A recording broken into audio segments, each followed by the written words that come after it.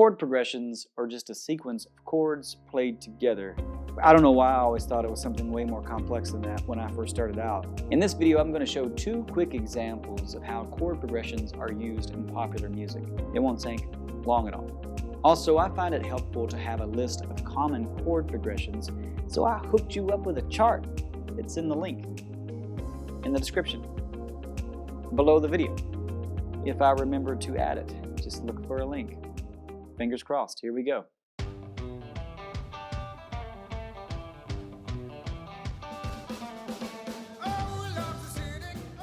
A chord progression is a group of chords played together in a sequence. Chord progressions make up the backbone of our music. We have our beat and we have our melodies, and right there, kind of in the middle, is the chord progression, the musical bed that everything else sits on. Chord progressions can be very complex, meaning there can be a lot of changing back and forth between chords. I'll play a little bit of the Eagles' Hotel California chord progression to give you an idea what I'm talking about. It's going to be a lot of chords and a lot of chord changes.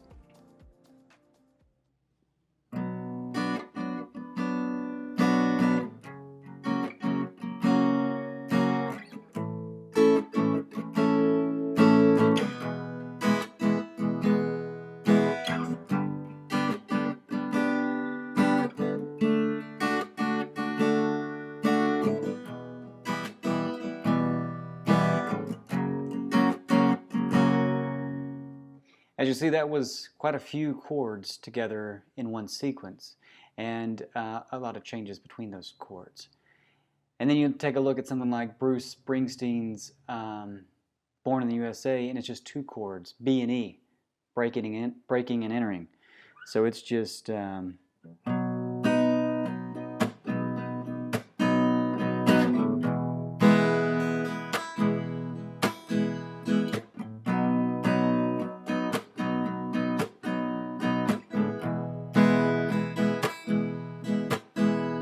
that's the entire song. He only goes back and forth between those two chords for the entirety of the song. And that is actually something that I'm seeing more and more with pop music, is just to have one chord progression throughout the entire song. But depending on the genre and depending on, your stylistic choices, you can have one chord progression that's in the verse and a completely different chord progression in the chorus.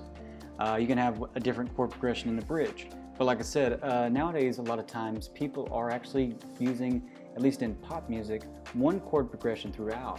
And it forces you as a songwriter to be creative in how to show dynamics in other ways than just chord progressions. So use the same chord progression, but you change your melody up in the chorus. To help you get started on chord progressions and picking out chord progressions for your song, I've put together some of the most common chord progressions in a chart that you can download below this video. Hey there, hi there, ho there, hope you enjoyed that video. That was a clip from my songwriting course, the Songwriting Workshop.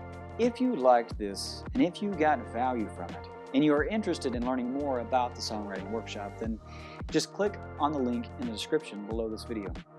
I've got over 40 videos like this one that walk you through the entire songwriting process. And there are exercises along the way. Not like CrossFit or yoga exercise, songwriting exercises. And if you follow along with me throughout the Songwriting Workshop, you have a brand spanking new song by the time you finish it. That's my guarantee. Oh, and I don't care if you like or subscribe. That's up to you. You do you, boo.